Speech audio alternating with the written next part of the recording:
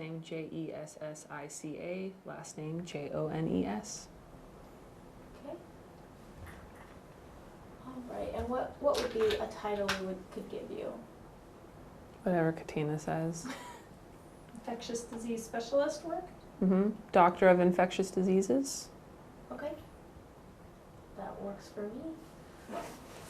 So now I believe my phone I'm sitting on. You really don't want that phone to work. It could speed up a little bit. I bet. So Kelly set this up. So he gave me a couple questions to start off asking you. And then I read kind of through the blogs too that you and the other doctors in the office had written. And he said that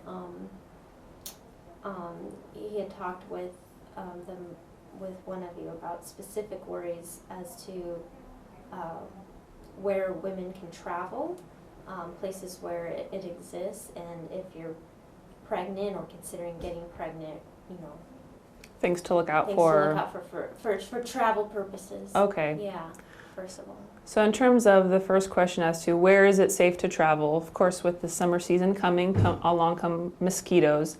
Thankfully, the mosquito that carries the Zika virus, we really haven't seen that much in the United States, and if so, it's in the southern United States. So, of course, then northern United States, Canada is safe. Western Europe, probably Eastern Europe is also safe.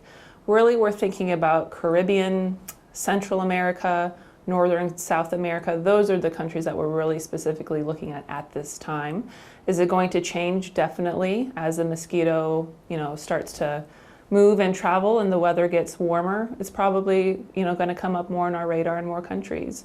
So those would be the places to consider avoiding at this point. In terms of, what a pregnant person can do if they have to or want to travel to those locations, my first recommendation is if the travel can be postponed, postpone your travel if you're pregnant. Or if you're thinking of becoming pregnant as a woman, you should consider either, again, postponing that trip, or if you go to a Zika virus infected area when you come back and are thinking of becoming pregnant, wait a few weeks. It gets a little bit more complicated for the gentlemen who will be participating in the pregnancy because they can actually hold on to the Zika virus for several months. And so the recommendation is if a gentleman goes to travel and then comes back, they should actually wait about 6 months before trying to conceive if he had concerns about being infected. But if they do travel and you're just worried about Zika in general, or if you're going to go visit some family in Florida where it might be down there, of course, the things to do are during times of the day where there is the virus, which is usually midday to dusk in the evening time, you can either try to avoid those times of day going outside. Of course, when you are at home, closing the windows and doors, turning on your air conditioning. And then, of course, your clothing choices. Wear longer pants, longer shirts, stuff that's a little bit looser fitting. Spandex, the mosquitoes can bite right through that, so we don't want them to wear that. Also, the mosquitoes that carry Zika, they love feet and ankles. So you might want to consider, even though it's sandal season and we're all getting our toes done, it might not be the best time to do that if you're in an area that might have those mosquitoes. So shoes, socks. People can even use insect repellent and spray them on their lower pant leg and socks and shoes as well as another added level of protection. And in terms of insect repellent, there's only really a few things out there that have really been shown to be tried and true for preventing insect bites. The first is DEET. We've all heard of that. And there's different kinds of DEET, different percentages of DEET. All of them are good. They're all equally good at preventing the mosquito bites.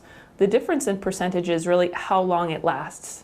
So the higher the percentage, the longer it lasts, so you don't have to reapply it as often. A second chemical containing insect repellent is a chemical called picaridin. It's a bit of a mouthful, but that's another one. And it's been shown to be just as good as DEET as well. Some people, especially in pregnancy, we get worried about the different chemicals and exposures that we have. So really the only natural insect repellent that's been shown to be efficacious is lemon eucalyptus. That's really the only one. And again, it will prevent the mosquito from that it doesn't like the odor, but also then it prevents the bite. So lemon eucalyptus is the only really natural repellent. Do you mean like an oil?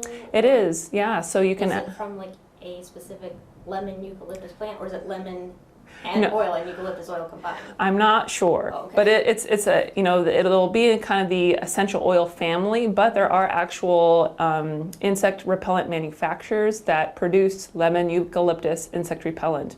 When I looked, because you know, when I was pregnant and interested, the only brand I found was Cutter, but I'm sure you could Google it and try to find where you could get kind of a nice kind of bulk thing, because you don't want to just get a little vial for your whole body. But the only natural one is lemon eucalyptus, but it is safe for pregnant women to use DEET and picaridin containing products. So any of them are fine. It's really just more of a preference issue, how often you want to reapply issue. And that's the thing, if you know, the question is how often do I need to reapply? It's just based upon the manufacturer recommendation, read the bottle, because again, it can vary between the products that a person uses. The other little caveat is summertime, we're going to be using sunscreen. So what do I put on first, the sunscreen or the insect repellent? So we recommend putting on the sunscreen first and then the insect repellent after that. Some products contain both sunscreen and insect repellent. We do not recommend those because you have to reapply frequently. And sometimes you're reapplying for the sunscreen, which then can lead to too high of levels of the insect repellent, which can be harmful. Is there a difference between like a lotiony type repellent or a spray-on? Both are fine. Doesn't matter. Most of the, as long as you use it, we're happy. Okay. Mm-hmm. So that kind of answers the next question about, you know, what can you do to safeguard yourself? If you're just living here in Nebraska, you're not planning to travel, but you are thinking of getting pregnant, is there anything to worry about here? Here, thankfully, no. Again, the mosquito that carries the Zika virus has not traveled this far north. We've never had it before. Again, with weather changes and rain, we'll just have to kind of monitor for that. But so far, we haven't seen it here. So for a person living in Nebraska, not planning on traveling, there's no concern for acquiring the Zika virus here. Just annoying mosquito bites.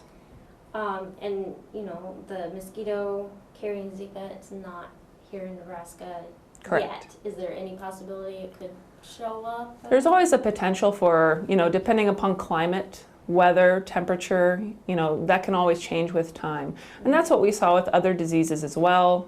You know, West Nile virus, we didn't see it for very often here in Nebraska. Now it is a part of our just regular summertime season that we have to think about. But it's always the